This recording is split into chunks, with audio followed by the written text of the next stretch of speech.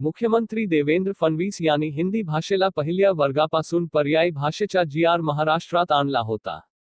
हिंदी ही राष्ट्रीय भाषा आहे आणि हिच्या पहिल्या वर्गापासून सक्तीची काही आवश्यकता महाराष्ट्रात नाही असा इशारा महाराष्ट्र नवनिर्माण सेनेचे अध्यक्ष सन्माननीय राजसाहेब ठाकरे यांनी मुख्यमंत्र्यांना दिली. त्याचप्रमाणे उद्धव ठाकरे आणि त्यांच्या शिवसेनेचे कार्यकर्ते यांनी देखील हिंदी भाषा सक्ती विरोधात आंदोलनाचा इशारा दिला.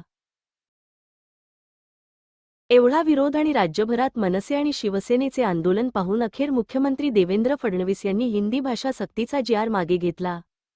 5 जुलैला मनसे आणि शिवसेना हे आधी वरळी डोममध्ये भव्य मोर्चा काढणार होते, तेच आता विजयी सभा ठेवणार आहेत.